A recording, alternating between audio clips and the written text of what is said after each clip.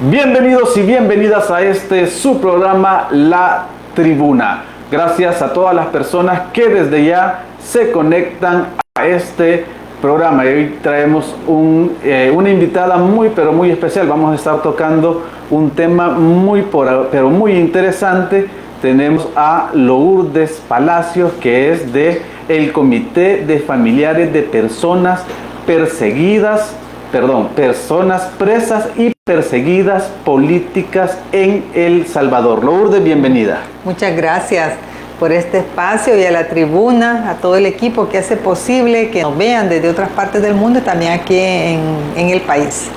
Bueno, muchas gracias a ustedes nuevamente por estar siempre, todos los días lunes, pendientes de esta transmisión, pendiente de este programa y por supuesto pendiente de la información que traemos para todos ustedes. Como les decía, vamos a tocar ahora un tema bastante importante de lo que está sucediendo en nuestro país.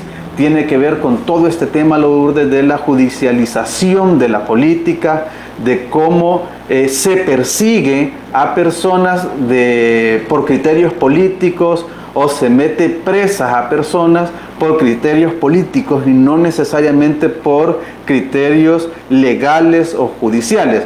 Comencemos, Lourdes, explicando qué es COFAPES, cómo nace COFAPES. Sí, Elías. Bueno, el comité surgió en julio del año 2021. Justamente, hagamos recordatorio que el 1 de mayo había pasado en El Salvador algo muy grave y que fue el que tuviese al servicio del Ejecutivo, en este caso de Bukele, la Asamblea Legislativa y también la Corte Suprema de Justicia, que en esa misma noche se le dio prácticamente un golpe de Estado técnico a la Corte Suprema de Justicia. Eso fue el 1 de mayo. En julio suceden una serie de capturas de exfuncionarios y funcionarias que habían estado en los gobiernos del FMLN, en ambos gobiernos, y lo que nos llama la atención es que a esas alturas, que se señala que 10 funcionarios y funcionarias, ¿verdad?, habían cometido actos de corrupción, pero ya habían pasado otros dos casos previamente. En abril habían capturado al ex alcalde de Zacatecoluca, el doctor Francisco Salvador Iresi, junto con concejales de ese municipio, pero también ya teníamos un caso previo que no se estaba denotando como propiamente un caso de judicialización, sino que en el devenir lo hemos identificado así, y que es el caso del señalamiento para Mauricio Funes y todas las personas que trabajaban en Casa Presidencial. Con esos antecedentes, más lo que sucede en julio del año 2021, ya había como más o menos el mismo patrón. Y entonces a los compañeros y compañeras empiezan a señalarlos mediáticamente de hechos que en concreto había fabricado la Fiscalía, que se les acusaba de cosas que no eran ciertas, y posteriormente también el sistema judicial junto con el Ministerio Público, que en este caso es la Fiscalía, bueno, los llevan a las cárceles, ¿verdad? Los hacen prisioneros, prisioneras, y aquí hubo una serie de situaciones que uno dice el debido proceso, pero el debido proceso es que te respeten según la ley el procedimiento para una captura, pero es que no solo fue eso, fue también la violación a sus derechos humanos, al derecho de saber por qué los capturaban, de qué se les acusaba, y hubo un gran uso masivo de los medios afines al gobierno que en esa conjunción, pues, en que cae, en que a la persona la condenan mediáticamente sin haber sido vencido en juicio. Entonces el comité surge a raíz de esta situación que pasa en el país desde el año 2019, donde se instala un régimen que tiene todas estas señales iniciales de autoritarismo, que tiene esas señales fascistas en El Salvador, que ahora, bueno, 6 años después se está comprobando que así es. Pero digamos que aquí se aplica en El Salvador esto que mencionaste, la judicialización de la política. ¿Qué es esto? Bueno, a una persona presa política en la cual no se le constata nada, no se le comprueba nada, la capturan con engaños, la tienen presa desmedidamente para lo que supuestamente se le está señalando que cometió, todo eso significa en cómo se hace uso de la institucionalidad para afectar a personas que son de izquierda, que son opositoras al régimen, que tienen voces críticas para lo que está pasando en el país, y entonces hay una discriminación a esas voces. Entonces, eso que se está sucediendo en El Salvador, combinado con esa daño a la imagen y al honor de las personas por vía de los medios de comunicación afines al gobierno, es lo que le llamamos judicialización de la política, es decir, se instrumentaliza la institucionalidad, porque bueno, aquí hemos dicho, los 3 órganos del Estado están bajo una sola conducción, no son independientes. La Fiscalía, por lo mismo, recordemos que ese mismo 1 de mayo del año 2019, del 2021, perdón, se dio el cambio de fiscal, y entonces este fiscal vino a hacer todo lo que le decía el presidente. De tal forma, amigos, amigas que nos sintonizan, aquí en El Salvador lo que está sucediendo es un proceso violatorio de los derechos civiles y políticos que este país luchó por ellos. Eso quedó plasmado en los acuerdos de paz y sin embargo eso no se ha respetado. Esos procesos que habíamos iniciado de democratización en el país hoy se ven afectados por este tipo de situaciones que denotan el carácter fascista que tiene el régimen del inconstitucional presidente actual. Y es interesante, Lourdes, en el sentido que como los 3 órganos del Estado están en función de una sola persona, pero además de un interés en particular. ¿Por qué de un interés en particular? Porque todas aquellas voces disidentes, todas aquellas voces que señalan, como lo ha venido haciendo, por ejemplo, la prensa en estos últimos casi ya 6 años, 5 años y medio, de el actuar de este gobierno.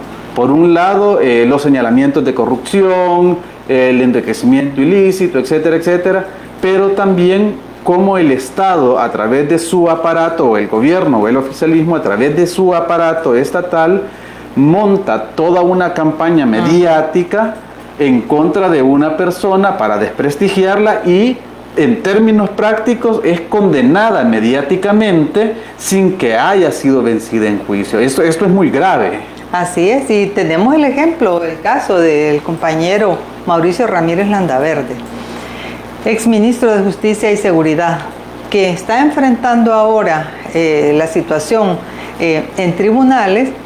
Y miren, el señalamiento inicial fue, si se recuerdan, es que eran 14 millones de dólares. 14 millones de dólares era lo que decían que administraba la asociación Asocambio. Asocambio, para quienes nos escuchan, nos sintonizan, fue una asociación que se creó a partir de una recomendación que la Corte de Cuentas hizo al Ministerio de Seguridad y Justicia, que en ese entonces era dirigido por el compañero Ramírez Landaverde, y cumple la orden de la Corte de Cuentas para transparentar el uso de los fondos, para que se pudiera ver una administración clara de los fondos que las familias daban para el tema de las tiendas en los centros penitenciarios. Entonces se crea esa asociación para que se administren los recursos de manera transparente, con contabilidad, etc. Funciona, empieza a trabajar, y cuando finaliza el gobierno del presidente Sánchez Serén, ¿verdad?, se entrega eso con perfecto sistema contable, con todas las responsabilidades y legalidades que llevaba la asociación. Pero el punto es que de ahí en adelante no se sabe qué ha pasado con esos fondos de Asocambio. Sí se puede dar cuenta de lo que se administró, digamos, muy corto, del 2018 a 2019, ¿verdad?, esos recursos, y tal como ha quedado demostrado en este proceso que está en el Tribunal Quinto de Sentencia, y como dices, ¿verdad?, a través de los informes periciales, de las declaraciones de los testigos, se ha demostrado la inocencia de Mauricio Ramírez Landaverde, Ramón Roque, todos los exfuncionarios, y hasta incluidos 12 personas trabajadoras de ANDA que fueron allí inculpadas de manera arbitraria, antojadiza, pues porque ellos eran empleados que estaban haciendo sus labores, y sin embargo este caso viene a demostrar eso. ¿Cómo se condena a una persona? A través de ese uso mediático irresponsable, pero a la hora de ir a ver las pruebas, Fiscalía no tiene nada, Fiscalía no ha sustentado nada. Y entonces, ¿dónde están los dichosos argumentos que decían, que incluso lo dijo el presidente en esa ocasión, desde el año 2019, que ahí se estaba haciendo uso indebido de esos recursos?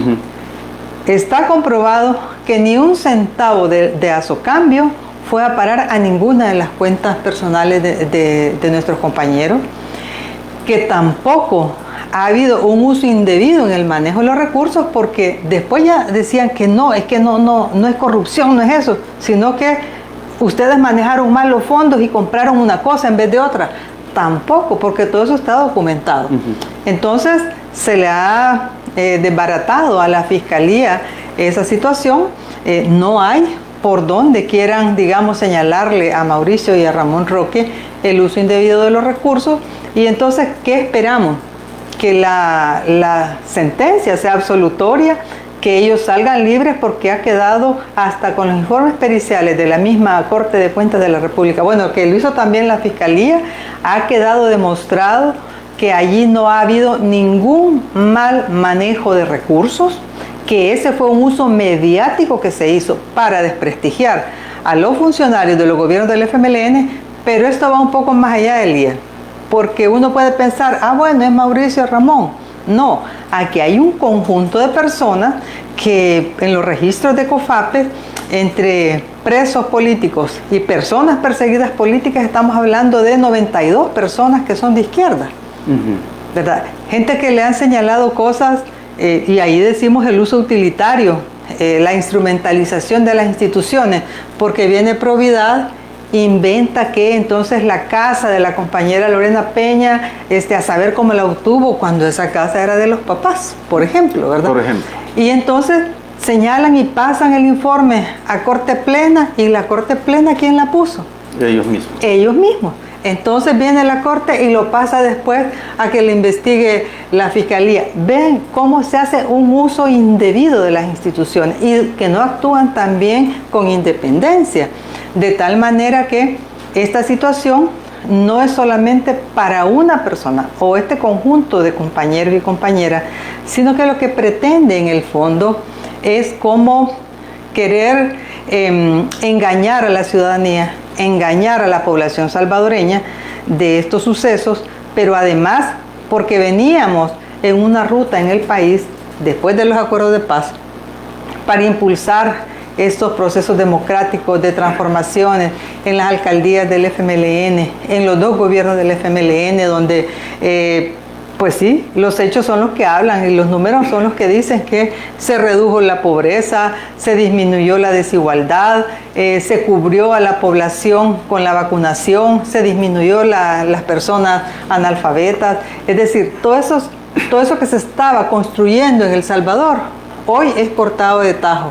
¿Y cómo quieren eliminar liderazgos para que no haya conducción de esos procesos y no haya también acá, mediante esas voces que opinan, que sugieren, pues esas voces que tienen este peso aquí en la sociedad salvadoreña, eliminarlas de esta manera, ponerlas en la cárcel, o lo que es también como muy doloroso, que se hayan tenido que ir del país muchos de ellos, porque aquí no hay certeza que el sistema judicial va a ser imparcial, ¿verdad? Ni el Ministerio Público, por lo visto. Entonces, hay que ver que no son hechos aislados, no solo son hechos personales, sino que lo que tratan de hacer, y por eso también se está planteado pues este régimen de carácter fascista, es que trata de eliminar a todas estas personas de una u otra forma, para que aquí no se opine y solamente haya como una sola voz, que es la voz oficial. Eso es como lo que podría plantear que involucra la judicialización de la política, porque entonces todo aquel que quiera participar ahora en un proceso de vida pública y que quiera hacer estas transformaciones, pues sí, claro que lo desaniman, claro que hay una amenaza. Y pasó algo hace más o menos 3 años, y es que también anduvieron amenazando a muchos alcaldes a que se cambiaran incluso de partido. Correcto. Porque si no les iban a abrir juicio de cuentas en la corte. Entonces, decime si eso no es un acoso. Es un acoso judicial, por supuesto. Prácticamente es una extorsión política. Sí, porque no, los derechos civiles y políticos por los cuales en este país se ha luchado, por los cuales hasta hubo una guerra civil, ahora ser anulados de esa manera porque se tiene control de los 3 órganos del Estado es totalmente antidemocrático. Correcto. ¿Verdad? Entonces eso es lo que está sucediendo en El Salvador. Hay una parte que mencionabas, Lourdes, con el tema de las garantías que deben de tener los ciudadanos, hombres, mujeres en este país. Lo menciono porque en los medios de comunicación, por ejemplo, cuando hablan del caso, plantean que bueno, primero la Fiscalía no ha logrado sostener la acusación, para nada. No ha presentado las pruebas, llaman, por ejemplo, a la persona que hace el aviso ante la Fiscalía, que es el exministro Rogelio Rivas, que por cierto fue destituido, que ya no se supo cuál fue ese proceso, porque según lo dijeron en ese momento fue destituido porque estaba sustrayendo dinero del Ministerio de Gobernación. Es él quien presenta el aviso y cuando se le cuestiona ante el juez que dónde está el informe donde hay indicios de corrupción, él dice que no existe. No existe. Lo segundo que me llama la atención, que tiene que ver eso también con las garantías de cualquier ciudadano, de cualquier ciudadano en ese país debe de tener garantías mínimas, de un debido proceso, de saberse inocente hasta que se le demuestre lo contrario, de poder defenderse ante las autoridades o ante las acusaciones que se les está haciendo. Pero Mauricio Landaverde menciona de que él ya tenía medidas sustitutivas. Sí. ¿Qué sucedió con eso? Sí, bueno, para empezar, ¿quién puso la denuncia ante la Fiscalía? Sin haber ningún informe, correcto, como has dicho. Entonces, ¿cómo sustenta la Fiscalía esa denuncia? Exacto. ¿Con base a qué? Entonces ahí donde se mira que hay una decisión política de que estas personas, estos hombres, vayan presos. Estando en esa circunstancia, cuando van a la audiencia, la jueza les dice, yo no encuentro aquí ninguna razón por que ustedes estén detenidos, ¿verdad? Van con medidas sustitutivas y que sigue el proceso. Correcto. Pero luego lo vuelven a señalar a ellos y ellos se presentan voluntariamente, dicen, bueno, aquí estamos, venimos, queremos colaborar en esta investigación, y cuando se presentan ellos voluntariamente los dejan presos. Y ahí hubo incluso unos días, quiero informarles que hubo unos días que siquiera no sabíamos ni dónde estaban, ¿verdad? No daban cuenta de ellos. Pasó como una semana, porque como fue en fin de año, que no se sabía ni dónde estaban, ni la familia sabía dónde estaba. Entonces, ese tema del debido proceso no es como cualquier cosa. Es que miren, los encarcelan sin haber sustentación. Correcto. Y estando presos, prácticamente los desaparecen. Y ya estando ahí, no han tenido acceso a sus abogados, ni ha habido visita familiar. A eso nos referimos con debido proceso. Y cuando se ha planteado el tema de la salud, ni siquiera pudieron salir a consulta. Entonces, ¿qué garantías hay de que a una persona se le trate con el debido proceso en El Salvador ahora? No existe. De tal manera que nos enfrentamos ahora a una situación en la cual la institucionalidad está siendo utilizada solamente para aquellos fines políticos, pero no porque están cumpliendo su rol y su papel. Fiscalía, bueno, hasta la Procuraduría para la Defensa de los Derechos Humanos. Y nosotros desde COFAPES hemos estado en todos estos años trabajando y dando la batalla y la lucha para saber cómo están esos presos, para que las instituciones vayan y verifiquen, y eso lo hemos solicitado a la PDDH y tampoco, ¿verdad?, ha hecho caso. Hemos ido a la Dirección de Centros Penales, por ejemplo, porque ellos pasaron 8 meses con la Carta de Libertad, con las medidas sustitutivas, y simplemente el director de Centros Penales no los dejaba salir. Lo mismo pasó al compañero Calixto Mejía, con su nota ya, su carta de libertad con medidas sustitutivas, y no lo dejaban salir. Ahora, quiero decir, incluso, estamos en el mes de octubre, son ya 11 meses que los compañeros del caso de Zacatecoluca, Iresi, Denis Córdoba y Jaime Valdés, tienen ya 11 meses con su carta de medida sustitutiva. Y a esta fecha, ¿quién no los deja salir? El director de centros penales. Entonces, ¿qué confianza hay en ese sistema? Correcto. ¿Verdad? Entonces queremos que esto se sepa, porque algunas veces muy ligeramente se dice, no, es que están presos porque hicieron cosas en el gobierno o en la alcaldía, pero cuando ya vas a ver todo, no hay sustentación y sin embargo ellos son víctimas ahora de esta situación de represión que vive el país. Y bueno, como decimos, de este autoritarismo y del fascismo. Y es complicado, Lourdes, porque, por ejemplo, vemos el caso de personas individuales, pero detrás de ellos hay familia, hay hijos, hay hijas, hay esposo, hay esposa. Seguramente este núcleo familiar ha tenido que hacer a saber qué cosas para poder sobrellevar esta situación en términos económicos, en términos del ánimo. De su vida cotidiana. Correcto. Y menciono esto, Lourdes, porque se me viene también a la mente el caso de Atilio Montalvo, por ejemplo, que llegan a la casa, tocan, la compañera de él dice, miren, él acaba de estar en una situación complicada de salud, está descansando, dice la policía, no importa, tráigalo. Atilio sale a atender a la policía y le dice, no te preocupes, solo necesitamos que respondas unas preguntas. Se lo llevan a la delegación con engaños, con mentiras, y una vez en la delegación lo dejan detenido. Lo dejan detenido, sin decirle por qué, su familia sin saber a dónde lo tenían, con un cuadro de salud bastante complicado y que no le permitían entonces la asistencia médica que este conlleva. Había tenido un padecimiento del corazón, su problema de azúcar en la sangre, entre otros padecimientos. A eso nos referimos cuando decimos que cualquier sistema judicial, no el de El Salvador, cualquier sistema judicial en el mundo debe de garantizar entonces condiciones mínimas y básicas para cualquier ciudadano, hombre o mujer, que permitan entonces desarrollar un debido proceso, y ya sea que pueda demostrar su inocencia o que las mismas leyes puedan demostrar entonces su culpabilidad. Sí, y ese es el tema del respeto a los derechos humanos, porque aunque las personas estén privadas de libertad, pero sí tienen derechos humanos y deben ser respetados, ¿no? Que eso es lo que aquí no se ha visto en el caso de El Salvador. Siempre comento que hemos tenido en esta experiencia reciente, en estos 3 años, pues hemos conocido también cómo es la situación allá en Argentina, en Brasil, en Colombia, en México, y a los presos políticos en esos países jamás han sido tratados como en el caso de El Salvador. Nunca. Y entonces dice uno, ¿qué está pasando entonces en este sistema carcelario salvadoreño? Porque nosotros no, es decir, no estamos en contra de que aquellas personas que sí son delincuentes, que sí han ocasionado un daño, por supuesto, y ahí tiene que haber un sistema de justicia, claro, que vea eso, y de investigación. Como bien dijo hoy una madre que escuchaba, tiene que investigarse, pero no se investiga y de un solo va la gente para la cárcel.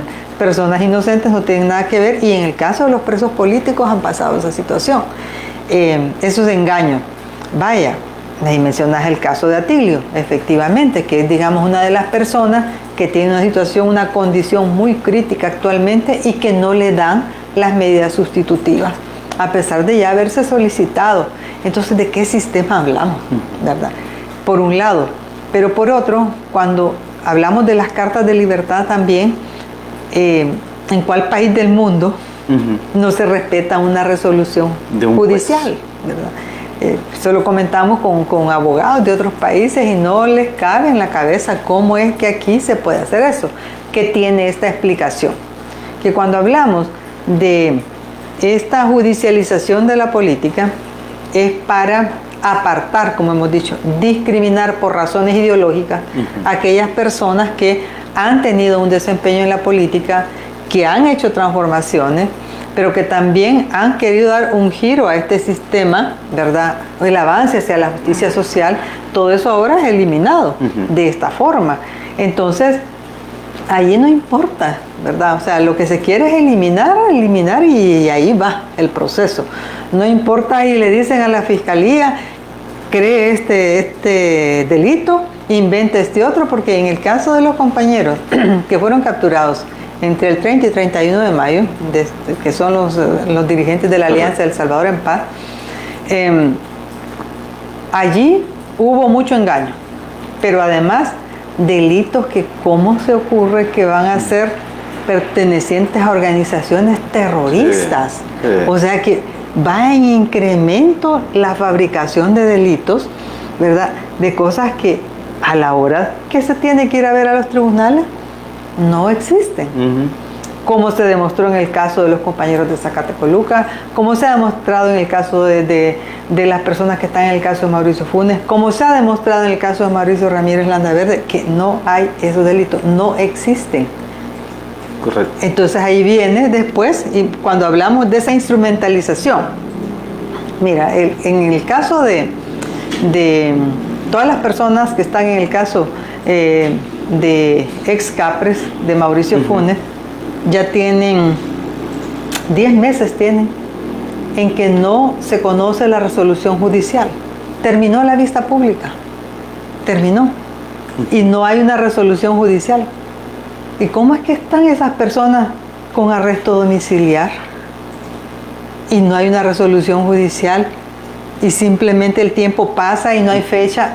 A eso nos referimos con la instrumentalización de las instituciones, ¿verdad? Al uso utilitario que se hace solo para fines políticos, porque esas son las decisiones que se están tomando ahora aquí y, como he dicho, afectando a estas personas que han tenido un desempeño o podrían seguir teniendo un desempeño ahora en El Salvador, pero que se eliminan así como lo hacen en las cuentas de X, ¿verdad? Elimino, así se piensa que se puede eliminar a las personas en una sociedad. Y así es como se debe de construir una sociedad, o para dónde vamos. Pues, correcto. O sea, la participación anulada, no hay acceso a la información, no hay estos procesos que se respetan en el sistema judicial. Entonces, no es de que solamente estamos reclamando que eso no se dé, sino que en el trasfondo, como he dicho, es a estos procesos que venían dándose en el país y que tenían un rumbo diferente a favor de la sociedad en su conjunto y de las grandes mayorías. Eso es lo que ahora se ha eliminado. Es alarmante, Lourdes, el tema que estamos abordando. Primero, por la persecución política que se hace, la persecución irracional al muy buen estilo de Hitler, pero también me llama mucho la atención, por ejemplo, el tema de que exista una resolución de un juez, una carta de libertad, y que sea entonces el director de centros penales quien tome la decisión de cumplirla o no. ¿A cuenta de qué? ¿A razón de qué el director de centros penales hace eso?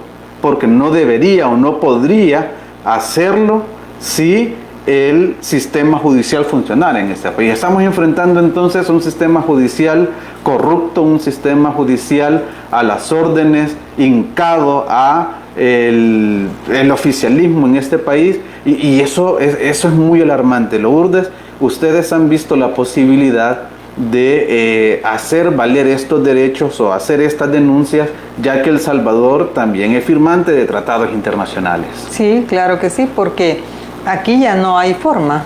Como he dicho, se busca al director de centros penales, y debo poner aquí el ejemplo. El año pasado nosotros planteamos, junto con otras organizaciones, que se tuviera el acceso a la visita familiar, y se negó por parte de centros penales. ¿Y cuál fue la excusa? Que por el COVID no se da, ¿verdad? O sea, esa falsedad. Claro.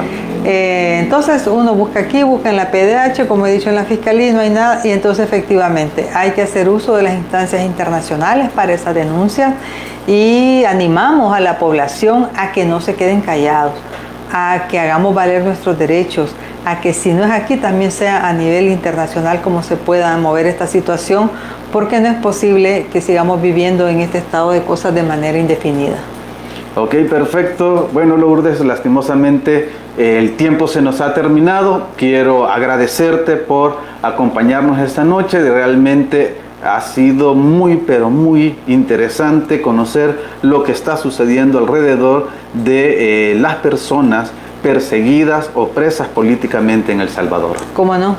Con gusto, Elías, y las veces que sea necesario, pues aquí estaremos para informar a todas las personas. Y a ustedes, amigos, amigas, gracias por estar siempre al pendiente de su programa, La Tribuna. No quiero cerrar este programa sin invitarles para este próximo fin de semana. Es importante que salgamos en solidaridad, en apoyo a los maestros, a las maestras, a los doctores, médicos, enfermeros, enfermeras, porque realmente se lo merecen, porque no es justo que tengamos en la Asamblea Legislativa fotógrafos ganando $2.500, $3.000, que tengamos maquillistas para una diputada ganando $2.000, $2.500, y a nuestros maestros les estemos pagando $400, $500, a un médico general en promedio le están pagando $600 en el Sistema Nacional de Salud Pública, y que ahora les estén quitando el escalafón. Un escalafón, es injusto que les quiten el escalafón, así que no dejemos solos a los médicos, a los doctores, doctoras, no dejemos solos a los maestros, maestras, y este próximo 19 salgamos a acompañar esta marcha blanca. Es todo por ahora. Nuevamente gracias por estar al pendiente de su programa La Tribuna. Nos vemos el próximo lunes.